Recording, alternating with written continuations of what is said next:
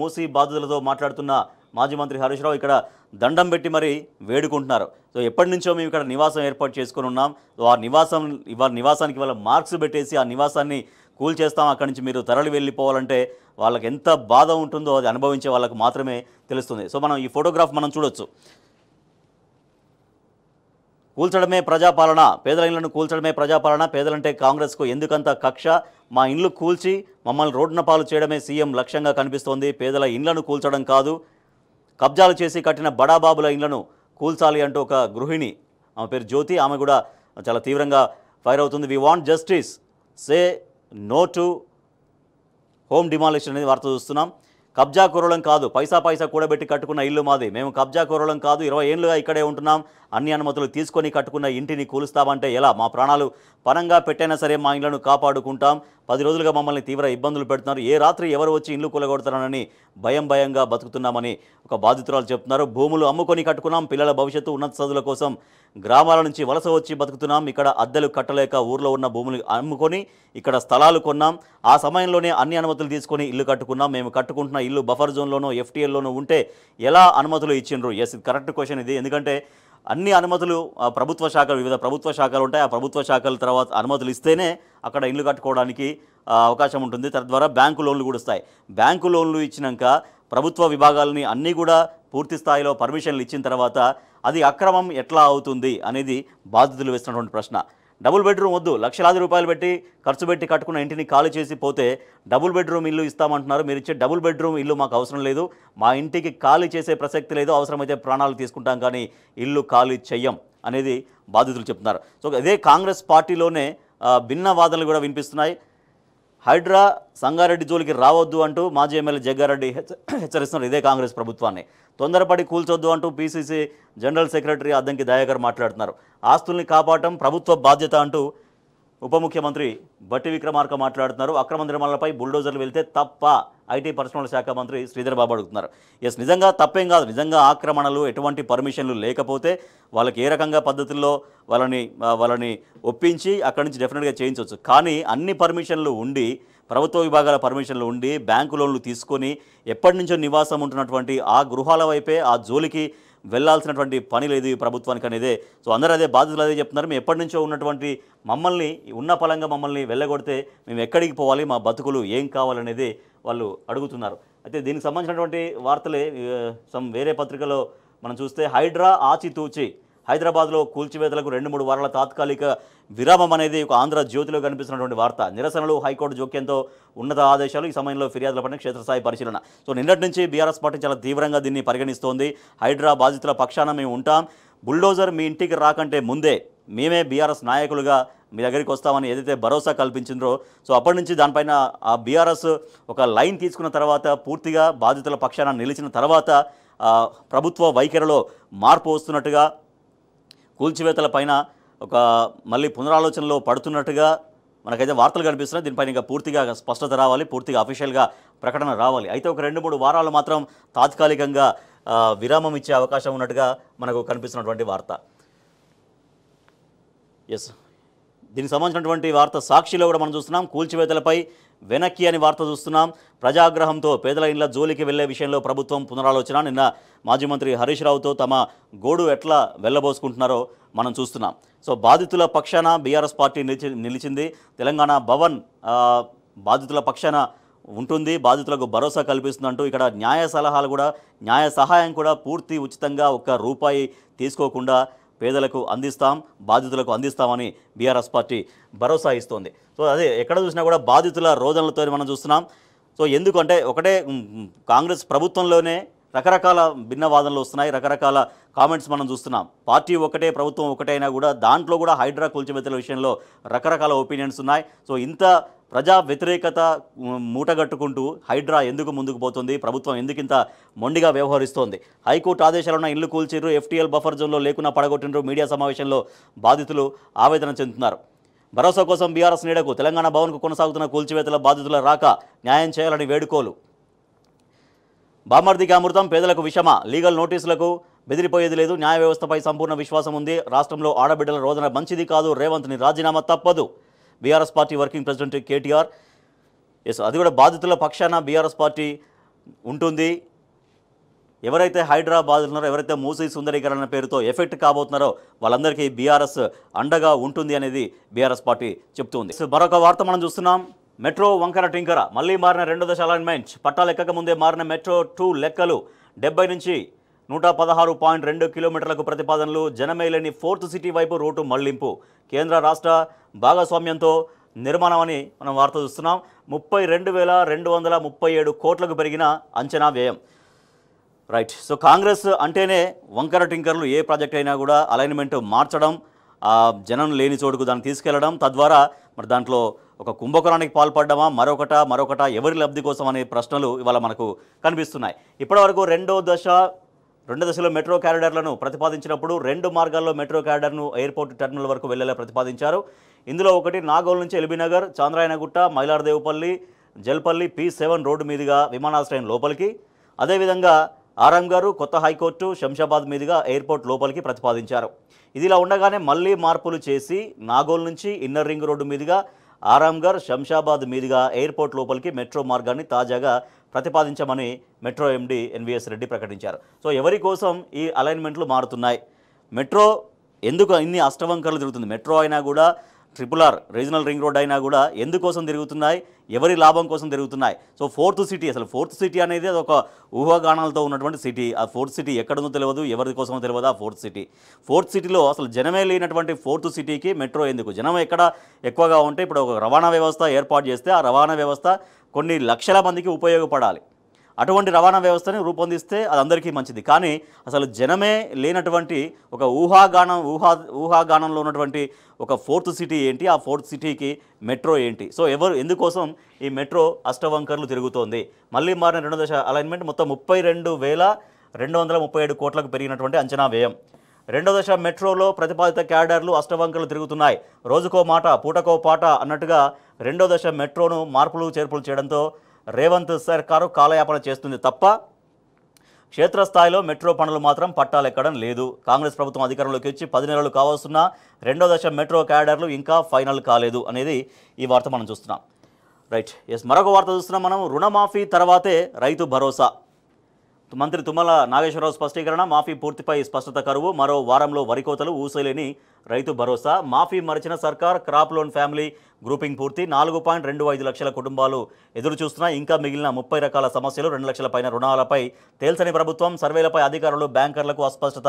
పంట రుణాలపైన విడని అయోమయం. సో ఇది రుణమాఫీ, రైతు భరోసా సంబంధించినటువంటి వ్యవహారం.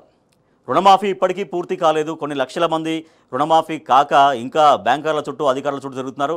మాకు 2 లక్షల రూపు రుణమాఫీ ఉన్నా కూడా మాకెందుకు కాలేదు అనే ప్రశ్నలకి ఎవరు కూడా స్పష్టంగా సమాధానం రైతులకు ఇవ్వలేకపోతున్నారు. రుణమాఫీ చేశామనేది ముఖ్యమంత్రి రేవంత్ రెడ్డి గొప్పగా చెప్తున్నారు. కానీ క్షేత్రస్థాయిలో రుణమాఫీ పూర్తిగా జరగలేదు. కొన్ని లక్షల మంది రైతులకు జరగలేదు. సో రుణమాఫీ తర్వాతే రైతు భరోసా. రుణమాఫీ జరిగేది ఎప్పుడు? రైతు భరోసా ఇచ్చేది ఎప్పుడు? రైతు బంధు ఇస్తామన్నారు. రైతు భరోసాకి ఇంకా విధి విధానాలు రూపొందించుకోలేదు రాష్ట్ర ప్రభుత్వం. కాబట్టి రైతు బంధే ఇస్తామన్నారు. సో ఆ రైతు బంధే ఒకసారి ఇచ్చారు. కానీ ఈసారి వానాకాలం అనేది దాదాపుగా అయిపోతుంది. ఇంతవరకు రైతు భరోసా రైతులకు చేరలేదు. సో రుణమాఫీ తర్వాతే మళ్ళీ రైతు భరోసా ఉంటుందట. రుణమాఫీ అనేది ఎప్పుడు జరుగుతుందో కూడా తెలియదు. ప్రభుత్వం మాత్రం రుణమాఫీ జరిగిందని ముఖ్యమంత్రి ఒక మాట మాట్లాడడం, మంత్రులు ఒక మాట మాట్లాడడం మనం చూస్తున్నాం. సో రుణమాఫీ అనేది జరగలేదు. రుణమాఫీ జరిగేది ఎప్పుడు?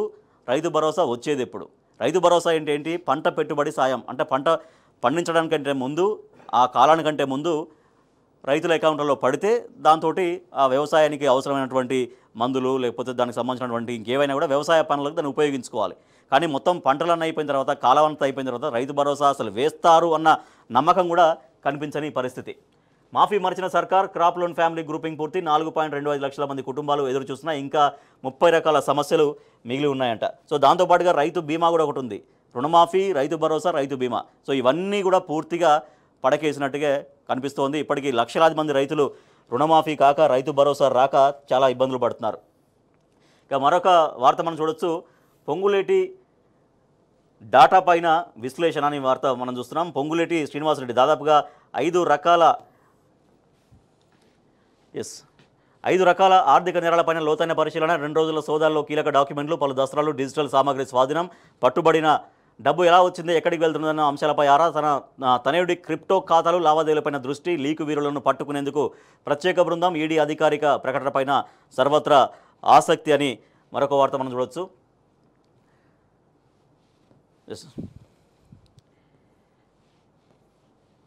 పోలీసుల పొట్టగొడుతున్న ప్రభుత్వాన్ని మరొక వార్త చూస్తున్నాం.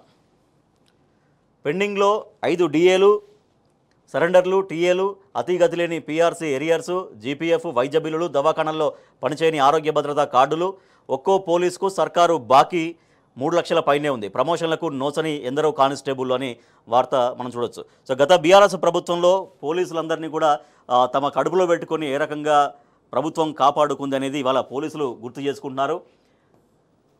ఖమ్మం జిల్లాకు చెందిన ఆనందరావు అంటే పేరు మార్చారు ఇక్కడ నమస్తే తెలంగాణలో.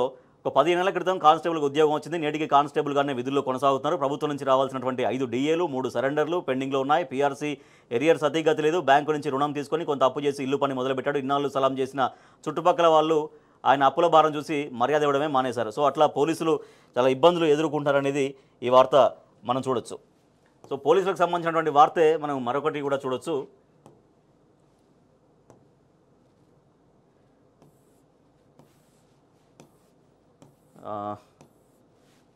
ఎస్, పోలీస్ స్టేషన్లకు సంబంధించి పోలీస్ స్టేషన్ల నిర్వహణకు పైసలు లేవు. కొన్ని నెలలుగా మెయింటెనెన్స్, అలవెన్స్ల బకాయి. జంట నగరాలు ప్రతి స్టేషన్కు నెలకు 75,000, జిల్లా కేంద్రాల్లోని స్టేషన్లకు నెలకు 50,000, మండల కేంద్రాల్లోని స్టేషన్లకు నెలకు 25,000. ఇప్పటికే కోట్లు పెండింగ్. ప్రభుత్వం విడుదల చేయక ఖర్చుల కోసం పోలీసులు సతమతమవుతున్నారు. స్టేషన్కు వచ్చేవారి డబ్బులపై మళ్ళీ ఆధారపడుతున్నారు. గతంలో బీఆర్ఎస్ ప్రభుత్వ హయాంలో పోలీస్ స్టేషన్లను చాలా బలోపేతం చేసింది. అక్కడ వాళ్ళకు కావాల్సినటువంటి అవసరాల విషయంలో కావచ్చు, అక్కడ బాధితుల నుంచి ఇంతకుముందు అంటే బాధితులు వచ్చినప్పుడు వాళ్ళే ఆ స్టాంప్ పేపర్లు కావచ్చు, పేపర్లు వాళ్ళే కొనుక్కునేది. కానీ పోలీస్ స్టేషన్లకు అప్పుడు సరిపడా నిధులు కేటాయించడంతో అటువంటి సమస్య తప్పింది. మళ్ళీ పూర్వ పరిస్థితి వస్తున్నటువంటి ఈ వార్త మనం చూస్తున్నాం. రైట్, మరొక వార్త చూద్దాం మనం. బీసీ బంద్కు సంబంధించి సో పొంగులేటిది మనం చూసేసాం ఆల్రెడీ. బీసీ బంధు గత ప్రభుత్వంలో బీసీల కుల వృత్తులన్నీ కూడా ప్రోత్సహించే విధంగా బీసీ బంధు ఒకటి తీసుకొచ్చింది ప్రభుత్వం, అప్పుడు బీఆర్ఎస్ ప్రభుత్వం. ఇప్పుడు బీసీ బంధు ఏమాయ? కేసీఆర్ హయాంలో 1,00,000 ఆర్థిక సాయం, తొలి విడతలో 40,000 మందికి పంపిణీ, ఇంకా జాబితాలో 3.6 లక్షల మంది అర్హులున్నారు. అవన్నీ పక్కన పడేసినటువంటి కాంగ్రెస్ సర్కార్ అని వార్త మనం చూడొచ్చు. సో ఎందుకు ఈ రకంగా అన్ని పథకాలన్నీ కూడా పక్కన పెడుతోంది? సో పథకాలన్నీ పక్కన పెట్టి వాళ్ళ 6 గ్యారంటీల హామీ ఇచ్చే అటువంటి హామీ అమలు చేయక ఎంత తప్పించుకునే విధంగా మాట్లాడుతుందో మనం చూస్తున్నాం. సబ్సిడీ గ్యాస్ అంతా తూచి 8 నెలలు గడుస్తున్న అర్హులందరికీ అందని 500 సిలిండర్ స్కీమ్. రాష్ట్ర వ్యాప్తంగా 64 లక్షల మంది లబ్ధిదారుల గుర్తింపు వర్తిస్తున్నది. కేవలం 44.6 లక్షల మందికి మాత్రమే. మరో 20 లక్షల మందికి మొండి చెయ్యి. సో ప్రతి దాంట్లో కూడా ఈ రకంగా అన్ని కోతలే కనిపిస్తున్నాయి. అటకెక్కిన వన మహోత్సవం, హరితహారం పేరు మార్చిన ప్రభుత్వం అనేది మరొక వార్త మనం చూడొచ్చు. ఇక మరొక వార్త మనం చూస్తున్నాం. అనాథల్లా అర్బన్ రెసిడెన్షియల్ స్కూళ్ళు కడుపు నిండా తిండికి నోచని బాలురు, అరకొర పరిస్థితులు, అధ్వాన పరిస్థితులు, అరకొర వసతులు. 4 జిల్లాల్లో ప్రారంభమే కాని పాఠశాలలని మరొక వార్త మనం చూడొచ్చు. సో ఇట్లా అన్నీ కూడా పూర్తిగా వ్యవస్థల్ని గాలి కొదిలేసినట్టుగా మనకు చాలా క్లియర్గా కనిపిస్తోంది. ప్రతి గుడిలో జమ్మి చెట్టు నాటాలి. చిలుకూరు, స్కందగిరి ఆలయాల్లో మొక్కలు నాటినటువంటి పండితులని మరొక వార్త చూడొచ్చు. సో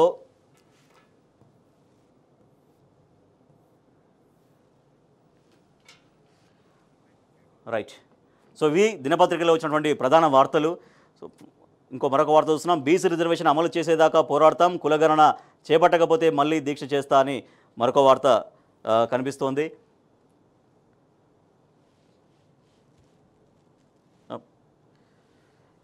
ఎస్, ఇంకొక వార్త మనం చూస్తున్నాం. చితికిన చేనేత ఏది చేయూత, నేతన్నకు మళ్లీ గుండెకోత, ఆర్థికంగా కోలుకోలేని దెబ్బలు, 10 ఏళ్ళు ప్రశాంతం, 10 నెలలు జీవితాలు ఛిద్రం, 10 నెలల్లో జీవితాలు ఛిద్రమైన వార్త చూస్తున్నాం. చేనేత కార్మికుల సమస్యలు పట్టని సర్కార్, గతంలో మాదిరి చీరల తయారీ అప్పగించాలని వేడుకోలు, చేనేత చేయూతలో డబ్బులు జమ చేయాలని నాయకులు డిమాండ్ చేస్తున్నారు. సో చేనేతల బతుకులు ఎట్లా ఛిద్రమవుతున్నాయి? గత బీఆర్ఎస్ ప్రభుత్వ హయాంలో చేనేత చేయూత అని చేనేత కార్మికుని రకరకాల స్కీమ్లతో గత బీఆర్ఎస్ ప్రభుత్వం ఆదుకుంది. మళ్ళీ ఇవాళ బతుకమ్మ చీరల ఆర్డర్లు లేకపోవడంతో మళ్ళీ చేనేత కార్మికుల బతుకులు ఆగమయ్యాయి. సో బతుకమ్మ సీజన్ వచ్చిందంటే వాళ్ళకు ఆర్డర్లు వెళ్ళేవి, పని చేతి నిండా పని దొరికేది.